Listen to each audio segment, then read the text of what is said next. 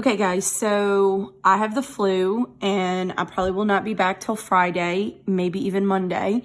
So my plan is to videotape a lesson for today, Monday, and a lesson for Tuesday, and that's your last two factoring lessons.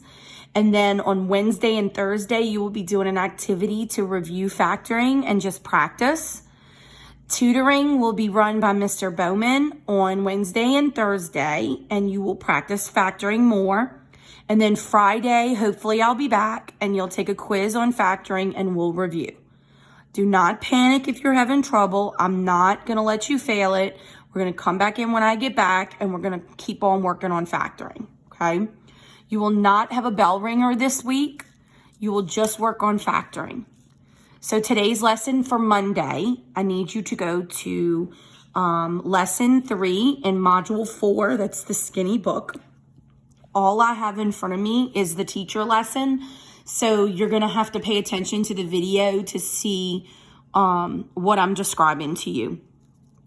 So lesson 3 is your third day of factoring, and you're going to do the same thing, just factor quadratic expressions, anything with a term of 2 as the exponent.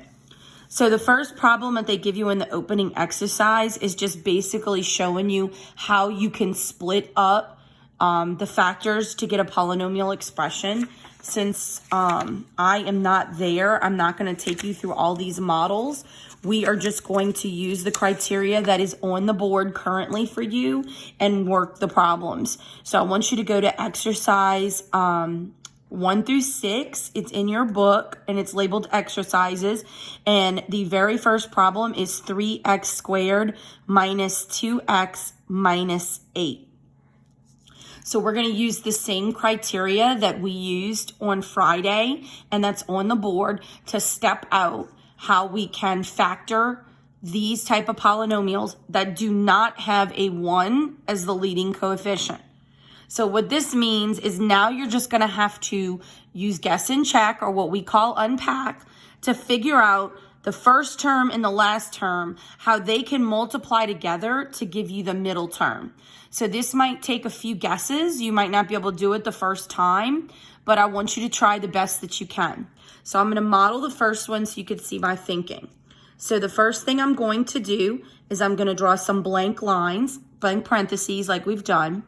And then I'm going to look, my first term is a 3. So I know that 3 is prime and only 3 and 1 will make 3. So I'm going to put 3 and 1 as my two first terms. And of course, x and x will give me x squared. Then I'm going to go to my back term, which is 8.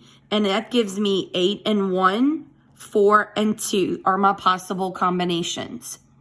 So I'm going to have to play around with this because I know that this is my first term, but I can put 8 and 1 here, or 1 and 8. And I can also put 2 and 4, and I can reverse it because they have to multiply by the 3. So if I try the 1 and the 8 here, that is 3 and 8. Will that give me 2? No. So I know this does not work. So then I'm going to try 8 and 1 here, and that's going to give me 24 and 1. And I know I can't get 2 from that. So it's probably going to be 4 and 2 I need to play with. So I'm going to draw another 2 parentheses, and I'm going to try 4 and 2. And if you notice, I'm going to set it up twice just for organization purposes. So this gives me 12 and 2, and I cannot get what I need. So let me try this one. 6 and 4. Yes, that will work.